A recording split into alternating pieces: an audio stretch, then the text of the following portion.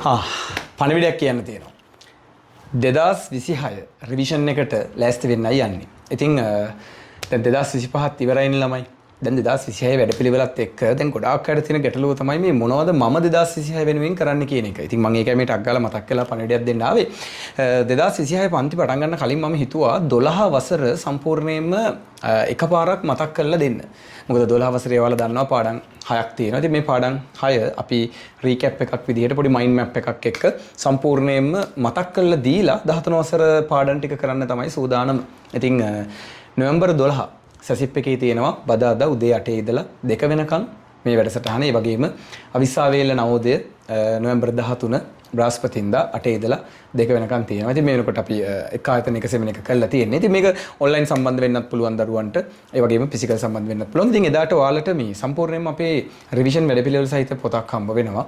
ඉතින් මේකත් එක්ක දැන් මම මේ ටක් ගාලා කියන්නම්කෝ මේ මොකද්ද දැන් අපි කරන්න හදන්නේ කියලා. අපේ පන්ති පැවැත්වෙන්නේ මෙන්න මේවයි ළමයි.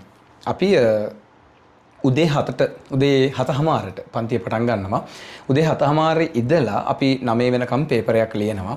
මේක හැමදාම දිනපතා සිද්ධ වෙන පයිලට් පේපර් එකක්.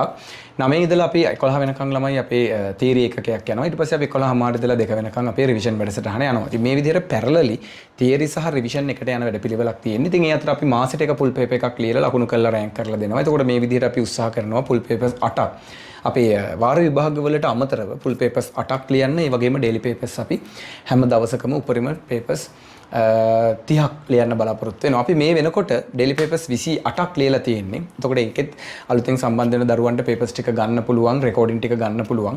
එතකොට දැන්ට අපි 12 වසර සම්පූර්ණ කරලා තියෙන්නේ. අපිට දැන් පටන් ගන්න තියෙනවා ඩේටාබේස් පාඩම. ඒ වගේම ඩේටාබේස් පාඩමේ ඉඳලා අපි ඉදිරියට පාඩම් ටික කරන් යනවා. ඉතින් අලුතෙන් සම්බන්ධ වෙන දරුවෙක්ට ළමයි අවශ්‍ය නම් සියලුම තියරි පාඩම් ටික ගන්න පුළුවන් 12 වසරේ. ඒකේ ටියුට් පේපර්ස් මේ හැමදේම සම්බන්ධ කරලා දෙන්නම්. ඒ වගේම 27 තියරි පන්ති වලටත් සහභාගී වෙන්න පුළුවන්. ඉතින් බය නැතුව කතා කරන්න. කතා කරලා ඉස්සෙල්ලාම මම මේ කියන දේ නෙවෙයි. මම මාත් එක්ක කතා කරලා වගේ වැඩපිළිවෙල හදාගමු. මොකද ඔයා කරපු පාඩම් මොනවද, නැති පාඩම් මොනවද, ඉස්සරහට කරන්න හිතාගෙන ඉන්නේ මොනවද?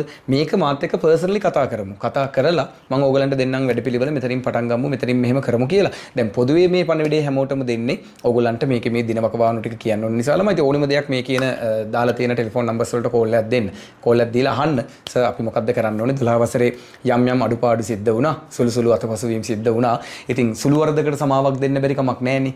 ඉතින් ඒ නිසා කෝල් එකක් දෙන්න අපි කතා කරමු. අර මම කිව්ව දිනවලට සම්මතනට සහභාගී වෙන්න ඕනි කෙනෙක්ට නොමිලේ සම්බන්ධ වෙන්න පුළුවන්. එහෙනම් ජය වේවා අපි වැඩ කරනවා.